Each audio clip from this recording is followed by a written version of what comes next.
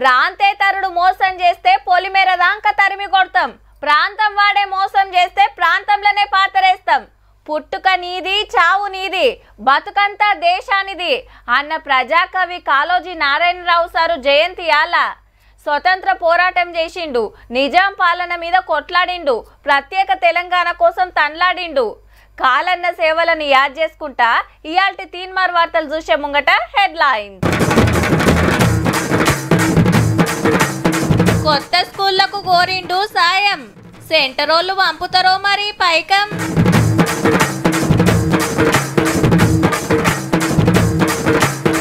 ACB అడిగింది governor permission, రామన్నకు తప్పదట prosecution.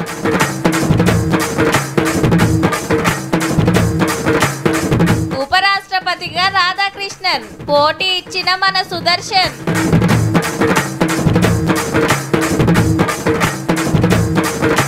Madam తీసుకుంది 4 లక్షల లంచం, డిస్కౌంట్ ఇచ్చినా పట్టించిండు పాపం. చాలా మందికి తెలియని ముచ్చట ఏందంటే దేశంలో అన్నిటికంటే పెద్ద పదవి ప్రధానమంత్రి అనుకుంటారు, కానీ కాదు, రాష్ట్రపతి పదవి. ప్రథమ పౌరుడు అంటారు. గా కుర్చీలున్నోళ్ళ తర్వాతనే ఎవ్వలైనా. పార్లమెంట్లో ఎంత ముఖ్యమైన చట్టం చేసినా దాని మీద రాష్ట్రపతి సంతకం పెడితేనే చెల్తుంది. మళ్ళా ఏడికి పోయినా ఎర్ర గొంగళ్ళ మీద ఎలకము, సకల మర్యాదలు. ఇక రాష్ట్రపతి తర్వాత పెద్ద పోస్ట్ ఏందంటే ఉపరాష్ట్రపతి. పెద్దల సభ, రాజ్యసభ నడిపే పవర్ గిన గాళ్ళకే ఉంటది. ఇక కొత్త ఉపరాష్ట్రపతి ఎవరో ఈ వార్తల మీకే తెలుస్తుంది. పొద్దుగాల 10 గంటలకెళ్ళి మాపటిలో 5 గంటల దానికి ఓట్ల కార్యం నడుస్తూనే ఉన్నది. లోక్సభ, రాజ్యసభ ఎంపీలంతా లైన్లు కట్టి ఓటేసిండ్రు. ప్రధానమంత్రి మోడీ సార్ అందరికంటే మొదలే ఓటు హక్కు వాడుకున్నాడు. ఎన్డీఏ గ్రూప్ లో ఉన్న పార్టీలు రాధాకృష్ణన్ సార్ కేస్తే ఇండియా గ్రూప్ లో ఉన్నోళ్ళు మన సుదర్శన్ రెడ్డి సార్ కేసిండ్రు. ఏ గ్రూప్ లో లేనోళ్ళు వాళ్ళకు నచ్చిన వాళ్ళకు జైగొట్టిండ్రు. అయితే మన బీఆర్ఎస్, ఒరిస్సాల బీజేడీ, పంజాబ్ శిరోమణి అకాలీదళ్ పార్టీలు ఓట్లకు రాలే.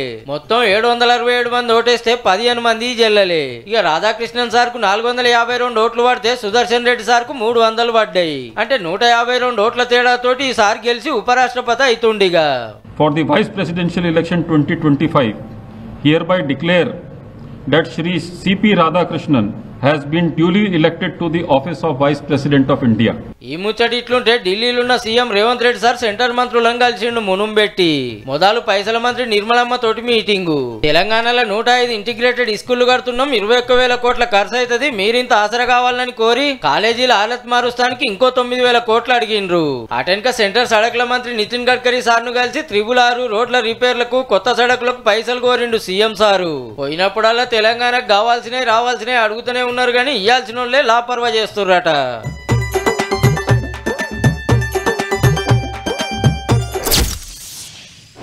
పర్సుల 10,000 ఉంటే ఓ పద్ధతి మీదకెళ్ళి ఖర్చు పెడతాం, దేనికి ఎంత అని. ఎందుకంటే ఖర్చు పెట్టినంత ఈజీ కాదు కదా మరి సంపాదించుడు.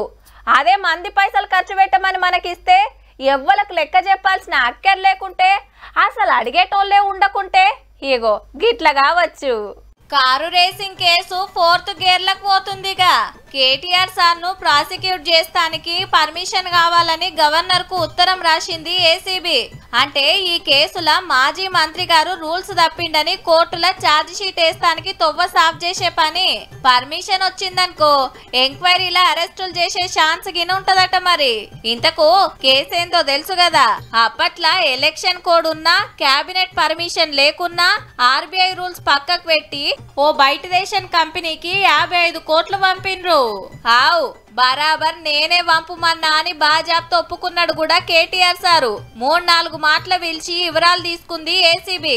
అట్లనే HMDA commissioner Arvind, engineer BLN Reddy గారు విచారణకు వచ్చిండ్రు. ఇప్పుడు గా రిపోర్టు తయారైంది.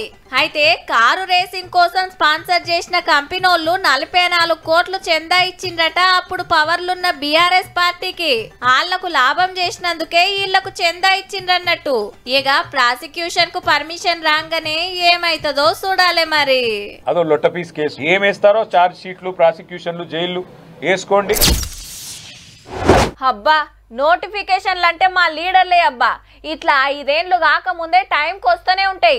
ఆశ్రమైతే ముందే ఎవ్వరు కోర్టు కోరు, ఎవ్వరు ఆపరు, ఏలొల్లుండదు. ఎమ్మెల్యేలు ఎంపీలు అవుతారు. ఫస్ట్ నాడే జీతం, మంచి కారు, చక్కటి బంగ్లా, సకల సౌలతులు. రాజకీయ నిరుద్యోగులకు జరిగే న్యాయమో మన నిరుద్యోగులకు జరిగితే దేశమాలతి ఇంకో తీర్లుండునేమో కదా. తెలంగాణ రాష్ట్రానికి గ్రూప్ 1 ఆఫీసర్లను చూసుకునే భాగ్యం లేనట్టుంది. రిజల్ట్ రద్దు చేసింది మరి హైకోర్టు. పేపర్లు మళ్ళా దిద్దాలి, ర్యాంకు లిస్టు మళ్ళా పెట్టాలని ఆర్డర్ వేసింది టీజీపీఎస్సీకి. దీనికి 8 నెలల టైం ఇచ్చింది. ఒకళ్ళ పేపర్లు దిద్దుడు కష్టమైతే పరీక్షలే కొత్తగా పెట్టాలన్నట. ఇంతకు లొల్లి ఏందంటే 6 నెలల కిందట గ్రూప్ 1 రిజల్ట్ వస్తే కొందరు కోర్టుకు పోయిండ్రు. ఎగ్జామ్ లో జెల్ పెన్ వాడినరని ఒక్క సెంటర్ లో రాసిన వాళ్ళే చాలా మంది సెలెక్ట్ అయ్యారని కేసేస్తే ఇన్ని రోజులు విచారణ జరిగి ఇవాళ ఈ తీర్పు వచ్చింది. అయితే ర్యాంకులు తెచ్చుకొని సెలెక్ట్ అయిన వాళ్ళ సర్టిఫికేట్ చెకింగ్ నోటిచ్చింది. వాళ్ళందరికి మళ్ళా పరిశాన్ పట్టుకున్నట్టే. మళ్ళా పేపర్లు దిద్దుడు, మార్కులేసుడు కరెక్ట్ కాదని డివిజన్ బెంచ్ లో అప్పీల్ చేయాలని డిసైడ్ చేసిరు టీజీపీఎస్సీ ఆఫీసర్లు. ఇప్పుడు ఒక్క జడ్జి తీర్పిచ్చిండు కాబట్టి అంతకంటే ఎక్కువ మంది ఉండే బెంచ్ కు పోతారు అన్నట్టు. పోస్టులకు సెలెక్ట్ అయిన వాళ్ళు కూడా ఇదే పనులు ఉన్నారు. మరి అప్పుడేమైతుందో గానీ తెలంగాణ వచ్చిన కాంచెల్లి గ్రూప్ 1 కథే గమ్మతుంది. పాత సర్కారు వాళ్ళు ఎయ్యక నోటిఫికేషన్ లేస్తే పేపర్ లీక్ పుణ్యాన్ని ఒక పారి, బయోమెట్రిక్ పెట్టినందుకు 2వ పారి క్యాన్సల్ అయ్యింది.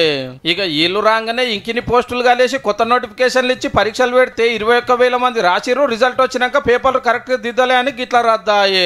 తెలంగాణ రాష్ట్రం తెచ్చుకొని 12 ఏళ్ళు దాటినా ఒక్కలంటే ఒక్కరు కూడా కొత్త గ్రూప్ 1 ఆఫీసర్ రాలేదు.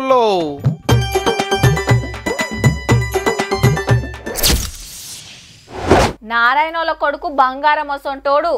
చెరువు కింద బంగారం వసంటి భూమి ఇడిచిపెట్టి గీ శెలక ఏమిటికి తీసుకున్నావురా?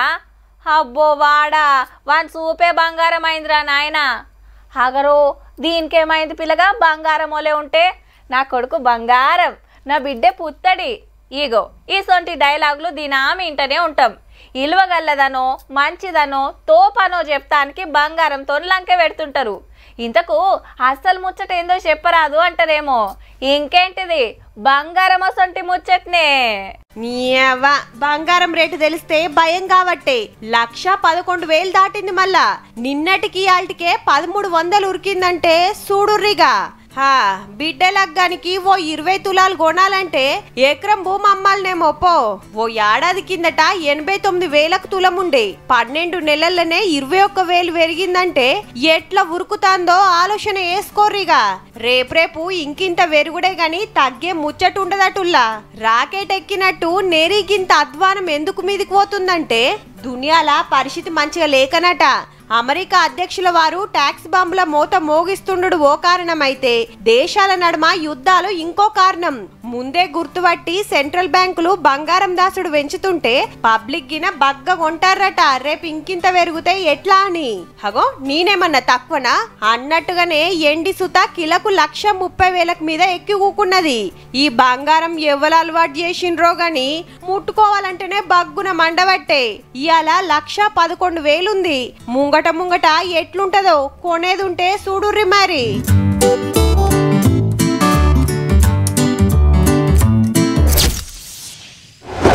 మనకు తెలిసిన వాళ్ళ దుఃఖం ఉన్నదిరా. నా పేరు చెప్పు, 10 రూపాయలు తక్కువకే ఇస్తాడు. కాకా గడ అగ్వనే అంటివిగా, గంత రేట్ చెప్తున్నాడు. చేతిలో పైసలు లేవంటే ఈనవేంద్రా, 4 రోజులు రాగరాదు తీసుకుందాం గాని. ఇదేందయ్యా బోర్డు మీద గంత ఆఫర్ అని పెట్టినావు, లోపటికొస్తే డబుల్ రేట్లు చెప్తున్నావు. ఎట్లా కనిపిస్తున్నాం? ఇగో గిట్లుంటది. కానీ ఇప్పుడు జర్ర ఓపిక పడితిరా అంటే ఎవ్వరిని బతిలాడాల్సిన పని లేదు, కొసరి బేరం ఆడాల్సిన అవసరం లేదు. నీ టీవీ అని ఒకటే తగిలినవేమ్రా? 22 తారీఖు తర్వాత కొందామని చెప్పినాగా. అబ్బా ఫ్రిడ్జ్ అని ఊకే సతాయించక జరా. 22 తారీఖు రాగానే తీసుకుందాం గాని. అరే ఓ 12 రోజులు ఆగరాదు, కారు కొనిస్తాను చెప్తి అంటూరట. ఎందుకంటే గా దినంకేంచి GST తగ్గుతుంది, ట్యాక్సులు దిగుతాయి. మళ్ళా ఇప్పుడు 18-12 రూపాయలు పన్ను పడేటి అప్పుడు 5 రూపాయలే పడతాయి. అబ్బా కార్ల మీద 28 రూపాయల GST 18 రూపాయలకు వస్తుంది. ట్యాక్స్ దిగితే రేటుగిన దిగుతుందాయే. మళ్ళా దసరా ముంగట ఆఫర్లు డిస్కౌంట్లు ఉండే. హగో గందుకే సెప్టెంబర్ 22 తారీఖు దానికి ఆగుతుర్రన్నట్టు. వాళ్ళు మీరు ఏసీ ధరలు ఏదో తగ్గించారు, ఏసీ ధర రేపు పెంచుతాడు. చేసిన బెనిఫిట్ అంతా కూడా రేపు వ్యాపారస్తులకు ఉపయోగపడే అవకాశం ఎక్కువ ఉంటుంది. కానీ వినియోగదారులకు ఎంత ట్రాన్స్ఫర్ అవుతుంది అనేది ఏండ్లక మనం ఎంత ట్యాక్స్ కట్టినామో లెక్కే లేదు. ఇక ఇప్పుడు ముత్తమంత దానికి ఆగలనా? అని అర్జెంట్ అక్కెరున్నోళ్ళు ఏది కావాల్సి ఉంటే అది కొంటనే ఉన్నారు. జిఎస్టీ పేరు మీద అడ్డగోలు పన్నులు గుంజి ఇప్పుడు జరంత తగ్గిస్తున్నారు అనగానే కొందరి సంబురం అయితే చిన్నగా లేదబ్బా.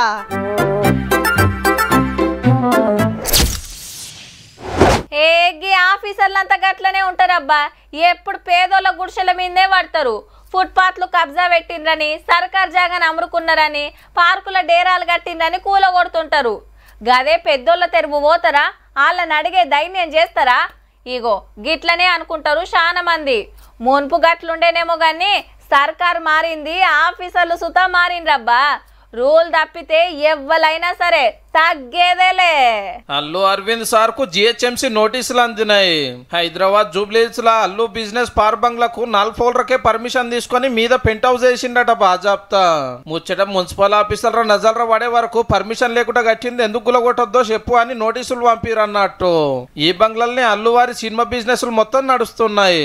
అరవింద్ సార్ అంటే ఎవరో కాదు, అల్లు అర్జున్ వాళ్ళ నాయన. మొన్ననే అల్లు అరవింద్ సార్ వాళ్ళ అమ్మ కాలం చేసింది. ఇంతలనే నోటీసులు వచ్చినాయి. అదేందో గానీ పుష్ప 2 నెంబర్ టాకీస్ లోకి వచ్చిన కంచెల్లి ఎప్పుడొకటి అయితేనే ఉంది. సంజయ్ టాకీస్ కాడ తొక్కిసలాట, హీరో జైలుకు పోయొచ్చుడు, ఇప్పుడు నోటీసులు. సినిమాలో ఎన్నో శుద్ధులు చెప్పి మీరే ఇట్లా రూల్స్ తప్పితే ఎట్లా సారు? ఆ పెంట్ హౌస్ కింద పర్మిషన్ తెచ్చుకుంటూ ఒడిచిపోవు కదా. అయినా మియా సొంటి పెద్దలు అడిగితే కాదు లేదంటారా చెప్పు? ఓ దిక్కు హైదరాబాద్ లో హైడ్రా ఏం చేస్తున్నదో చూసుకుంటా కూడా గిట్లా చేస్తే ఎట్లా అన్నట్టు? సినిమాలో నడిచినట్టు బయట నడవదు కదా.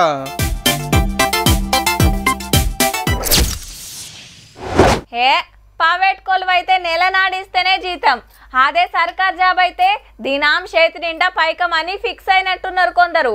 మరి ఎన్ని ఖర్చులుంటే ఉల్లా? పట్నం అవతల భూములు బేరం చెయ్యాలి, ప్లాట్లు, బంగారం, పిరంగల్ల కార్లు అన్ని జీతం మీదనే వెళ్ళాలంటే అవుతుందా? ఏదో ఖర్చుల మందం సంపాదిస్తుంటే పడనోళ్ళేమో గిట్ల పట్టిరి. అరే మేడానికి ఎంత కష్టం వచ్చే. ఊకో మేడము ఊకో ఊకో. ఏం చేస్తావు మరి? ఏసీ పోళ్ళు వచ్చి పట్టుకునిరి. నోటికాడి బుక్కను ఎత్తగొట్టినట్టు 4 లక్షల లంచం గుంజుకోవచ్చిరని ఒక ఏడుపు కాదు పాపము. పేరు మణిహరిక, పేరుకు తగ్గట్టే మనీ మంచిగానే కమాయిస్తుంది. సిటీ శివారు నార్సింగ్ మున్సిపాలిటీలా టౌన్ ప్లానింగ్ ఆఫీసరు అంటే బిల్డింగ్ లకు పర్మిషన్ ఇచ్చే పవర్ఫుల్ ఆఫీసర్ అన్నట్టు. ఈ అన్న 1000 గజాల ప్లాట్ కు LRS క్లియరెన్స్ అడిగితే ఉత్తగా ఎట్లా చూస్తారని ఊకుకే సతాయిస్తుందట. ఇంత మనోడు ఏసీపీకి ఫోన్ కొట్టిండు. ప్రాసెస్ చేయడానికి 5 లక్షల రూపాయలు డిమాండ్ చేశారు. 5 లక్షల రూపాయల డిమాండ్ అతను 5 లక్షలు ఇవ్వలేనంటే దానికి 4.5 లక్షలు కుదించారు. 10 లక్షల లంచం అడిగిందని బద్నాం చేస్తున్నారు కానీ 5.5 లక్షలే అడిగి మళ్ళీ 50,000 డిస్కౌంట్ ఇచ్చిన నియత్గల్ల ఆఫీసర్ మేడము. పాపం డ్యూటీకి కొత్తనట, ఈ నడుమనే ఎక్కిందట. లంచం ఒడుపుతోటి తీసుకోవాలని ఇక మధ్యలో ఒక కుద్దు ఆఫీస్కే కూకున్న సీట్ కాడికే తెప్పించుకుంటే ఇంత పని అయ్యింది. మేడం వల్ల ఇంట్లో కూడా పునుకులాడుతున్నారు ఏసీ బోల్లో. ఎందుకు మేడము ఏడ్చుడు? 4 వద్దులు సస్పెండ్ అవుతావు, జైలు కోతావు, బయటకు వచ్చినాక మళ్ళీ నీ డ్యూటీ నీకే ఉంటది. ఏం గాతి గీసారిని చూడు, ఏసీపీకి దొరికినా ఎంత ముద్దుగా నవ్వుతున్నాడో. ఏదో అనుభవం లేక ఆత్రపడి దొరికినావు. ఏడవకు మేడము ఏడవకూకో.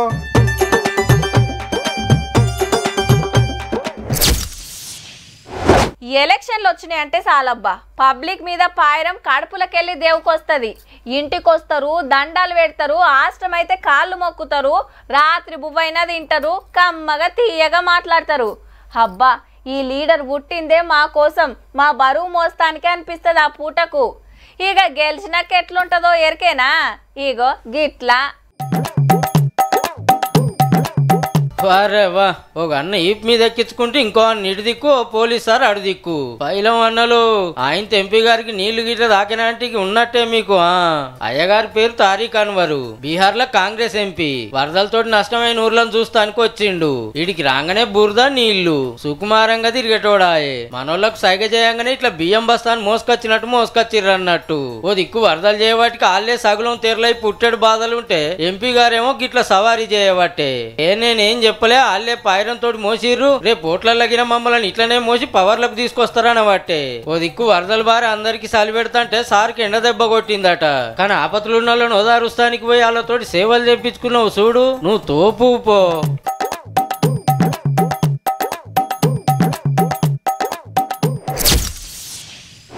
మీరు మంచిగా నజరేసిండ్రో లేదో క్యాన్సర్ పేషెంట్లు శితం పెరుగుతాన్రు. వెనకటెవలో ఒకళ్ళకి వస్తుండే, ఇప్పుడు దవాఖాన్లు జిబజిబా ఉంటున్నాయి. ప్రైవేట్లో లక్షలు పెట్టినా నయం అవుతుందనే గ్యారంటీ లేదు. కొందరైతే ఆస్తులే అమ్ముకొని పెట్టబట్టిరి. ఎందుకు వస్తుందో ఎట్లొస్తుందో ఎవ్వరు చెప్పలేని పరిస్థితి. మనం తినే తిండి, పీలుస్తున్న గాలి, తాగే నీళ్లు ఖరాబై బాడీల తాకత్ తగ్గి అట్లా కొంత చెప్పును అందుకుంటుందట. అయితే రాచపుండును రంపం లెక్క కోసి పడేసే మందొచ్చిందబ్బా. క్యాన్సర్ బీమార్కి వ్యాక్సిన్ తయారైంది రష్యాలా. దాని పేరు ఎంటీరోమిక్స్. కాకుంటే పెద్ద పేగు క్యాన్సర్ కే, మెదడు, చర్మ క్యాన్సర్లకు ఇంకోటి రడైతంది. జెప్పునే అన్నిటికి సుత కనిపెడతారట. ఏండ్లక మనం పరీక్షలు చేసి 48 మంది పేషెంట్లకిస్తే మంచిగా పనిచేసిందట. పేయిల తాకత్ పెంచి డేంజర్ కణాలు చంపేసి కొత్తవి పుట్టకుండా కంట్రోల్ చేస్తుందట. సైడ్ ఎఫెక్ట్లు గిన లేవని సాటింపేసిండ్రు సైంటిస్టులు. క్యాన్సర్ వచ్చిందంటే మస్తు డేంజర్ మరి. ముద్రక ముందే గుర్తుపడితే ఏంలే, లేకుంటే మనిషి పానమే మింగి పాడైతది. కీమోథెరపీ, రేడియోథెరపీ ట్రీట్మెంట్ చేసిన ఫాయిదా కాని కేసులు బొచ్చెడు. మనకన్నే కాదు దునియా మొత్తాన్ని గజ్జు నొనికిస్తుంది క్యాన్సర్. ఇక రష్యా సైంటిస్టులు తయారు చేసిన గీ టీకా తోటి కీమో అవసరం లేకుంటేనే నయమైతుందట. పేషెంట్ల మీద ప్రయోగం కూడా ఒడిచింది గాని దునియా సైంటిస్టుల సంఘం ఓకే అని సర్టిఫికేట్ ఇచ్చినాకనే అంతటికి సప్లై అవుతుంది, మనకాడికి గినొస్తుంది. మరి గీ టీకా రేటు ఎంతుంటదో గాని జెప్పున అందేనా అంటే ఇక క్యాన్సర్ కు బుగులు పడాల్సిన పనే లేదుల్లా.